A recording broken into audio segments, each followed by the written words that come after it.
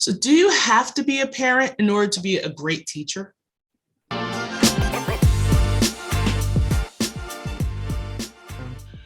I met up with a friend of mine and we were just talking about education. And he mentioned to me, well, Audrey, you won't understand because you're not a parent.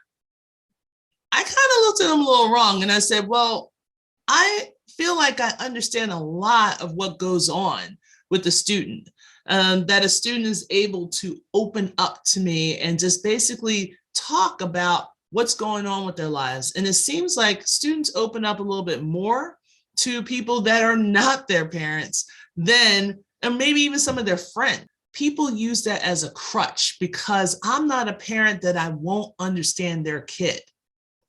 But isn't it just taking the time to get to know what the child likes, what they don't like, what are their strengths, what are their weaknesses, in order to help build them up, to help them find their greatness?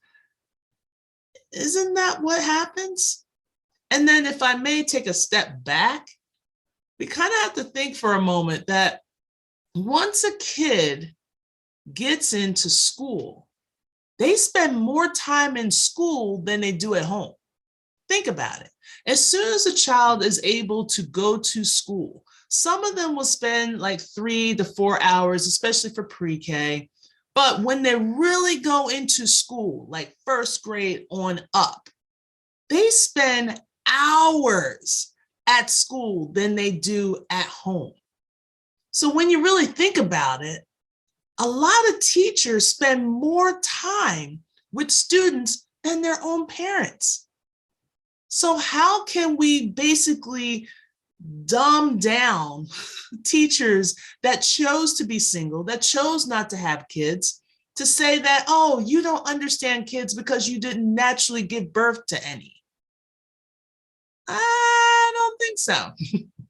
I really think that if you're a person that's willing to listen, if you're a person that is willing to help a person grow, and yes, I didn't naturally give birth to my kids. I always played the joke of like, yeah, I'm the mom with so many different daddies. But when it comes down to, I care about my kids. I care about how they grow, how they think. I actually want to hear some of their processing, not just for math, but for life. I want to hear what they believe in. I want to hear what they think they believe in. But in order for me to understand my students, I have to get to know them. But isn't that what a parent does? And spend time with them. Isn't that what a parent does?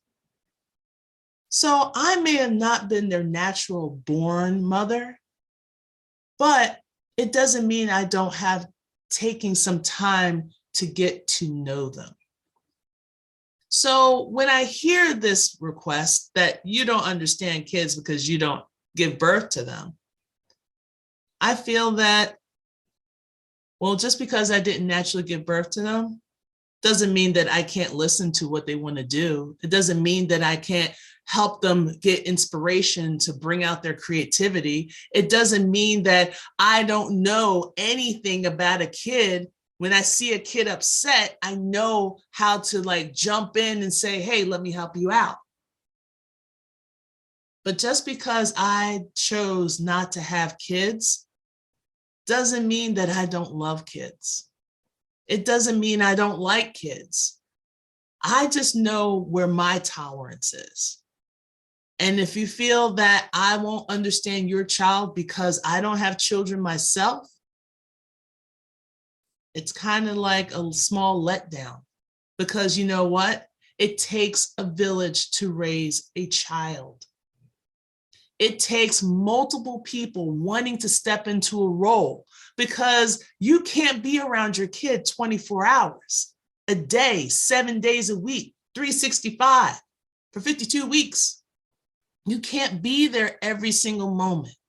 So you got to trust that there are some other people that's in line with your integrity, that's in line with your modeling, that's in line with your sense of pride, sense of greatness, and wanting to develop and encourage the kids to be the best version of themselves possible.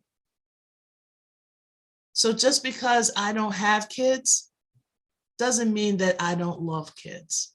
Doesn't mean that I can't inspire kids.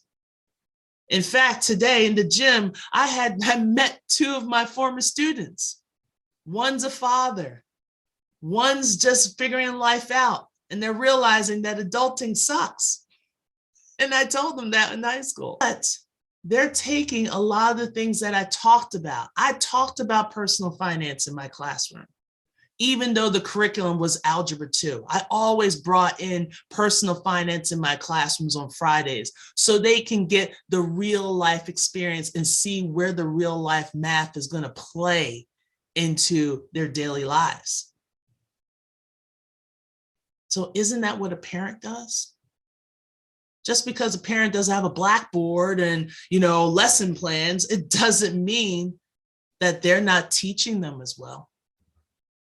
So if you want to stick with the label, fine. That's perfectly fine.